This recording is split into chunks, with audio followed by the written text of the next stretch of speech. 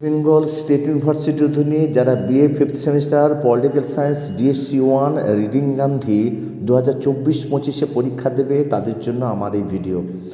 আমার সাজেশনটা আমি এমনভাবে করেছি যে এর বাইরে কোনো প্রশ্ন আসবে বলে আমার মনে হয় না। তোমরা যদি সমস্ত প্রশ্ন কম করে যাও তাহলে 100% কমন পাবে, এটা তোমরা আশা রাখতে পারো। দেখো, তোমরা প্রথমে তোমাদেরকে 5টা প্রশ্ন করতে হয় 2 নম্বরের, এবং সেইভাবেই আমি সাজেশনটা তৈরি করেছি। 1 হচ্ছে নিষ্ক্রিয় প্রতিরোধ এবং সত্যাগ্রহের মধ্যে পার্থক্য কী। 2 স্বরাজ বলতে তুমি কি বোঝো। 3 গান্ধী তার কোন গ্রন্থের দ্বারা ভারতে অস্পৃশ্যতা বিরোধী আন্দোলন প্রচার করেছিলেন। 4 নারীর নিজস্ব চেতনা সম্পর্কে গান্ধীবাদী ধারণা সংক্ষেপে লেখো। 5 গান্ধীর তৃতীয় সত্যাগ্রহ কোথায় সংঘটিত হয়। 6 গান্ধীর হরিজন সম্পর্কিত ধারণাটি সংক্ষেপে ব্যাখ্যা করো। 7 সম্পত্তির উপর নারীর অধিকার সম্পর্কে গান্ধীর ধারণা ব্যাখ্যা করো। আর ভারতে গান্ধীর প্রথম সত্যাগ্রহ কোথায় আয়োজিত হয়েছিল। 9 রামরাজ্য কী। 10 কোন গ্রন্থে গান্ধী স্বরাজ সম্পর্কে তার দৃষ্টিভঙ্গি ব্যক্ত করেন। 11 জাতীয় আন্দোলনে নারীদের অংশগ্রহণ সম্পর্কে গান্ধীর দৃষ্টিভঙ্গি কী ছিল। 12 গান্ধী কীভাবে পরিবেশ সম্পর্কে ভেবেছিলেন। 13 নারীদের নিরাপত্তা সম্পর্কে গান্ধীজির ধারণা সংক্ষেপে লেখো। 14 গান্ধী কীভাবে আধুনিক সভ্যতায় সমালোচনা করেছিলেন। 15 বৃহৎ বা ভারী শিল্পায়ন সম্পর্কে গান্ধীর মনোভাব কী ছিল। 16 বারদৌলিতে কোন সালে কিষাণ সত্যাগ্রহ শুরু হয়। 17 গান্ধীর কাছে খাদির অর্থ কী। 18 সর্বদয় কাকে বলে। 19 গান্ধী অস্পৃশ্যতার জন্য কী চেয়েছিলেন। 20 শান্তি সম্পর্কে গান্ধীর ধারণা কী ছিল। 21 ভারতীয় সর্বদয় পরিকল্পনা কে প্রদান করেন। 22 হচ্ছে নারীর ক্ষমতায়ন সম্পর্কে গান্ধীর ধারণা কী ছিল। এবার 5 নাম্বারের জন্য 5 নাম্বারে তোমাদের দুটো করতে হয়, আমি স্টার চিহ্ন দিয়ে দিয়েছি, খেয়াল রাখবে। 1 স্বরাজ সম্পর্কে গান্ধীজির ধারণা ব্যাখ্যা করো। 2 সর্বদয় কী। 3 রাষ্ট্র হিংসার সম্পর্ক নিয়ে গান্ধীর ধারণা নিয়ে মন্তব্য করো। 4 নারীর ক্ষমতায়ন বিষয়ে গান্ধীর ধারণা ব্যাখ্যা করো। 5 গান্ধীর রামরাজ্যের ধারণা সম্পর্কে একটি সংক্ষিপ্ত টিকা লেখো।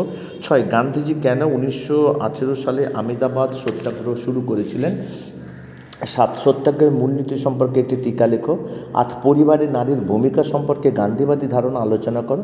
9 প্রকৃতি সংরক্ষণে গান্ধীর ধারণা ব্যাখ্যা করো। 10 খেদা সত্যাগ্রহ সম্পর্কে একটি টিকা লেখো। 11 অস্পৃশ্যতা সম্পর্কে গান্ধীজির ধারণা ব্যাখ্যা করো।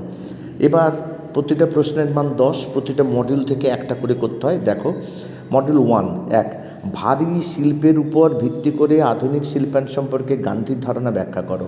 2 গান্ধীর রামরাজ্য সম্পর্কিত ধারণাটি বিশদে লেখো। 3 সার্বিক বিকাশ নিয়ে গান্ধীর ধারণা আলোচনা করো। 4 তুমি কি মনে করো গান্ধী একজন আধুনিক রাজনৈতিক চিন্তাবিদ ছিলেন। তোমার উত্তরের সপক্ষে যুক্তি দাও। 5 হচ্ছে বর্তমান বিশ্বে গান্ধীজির আদর্শের প্রাসঙ্গিকতা কোথায়। এবার হচ্ছে মডিউল 2 5 গান্ধীর সত্যাগ্রহের তত্ত্বটি বিশ্লেষণ করো। সত্যাগ্রহের মূল উদ্দেশ্য কী। 6 গান্ধীর অছি ব্যবস্থা ধারণাটি বিশ্লেষণ করো।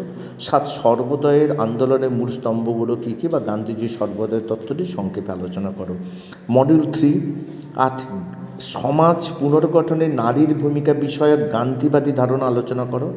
9 পরিবেশ ও উন্নয়নের সম্পর্ক নিয়ে গান্ধীর ধারণা আলোচনা করো বা পরিবেশ তত্ত্বে গান্ধীর অবদান আলোচনা করো। 10 স্থায়ী বিকাশের ক্ষেত্রে স্থিতিশীল উন্নয়নে গান্ধীর চিন্তা বিষয়ক একটি প্রবন্ধ রচনা করো।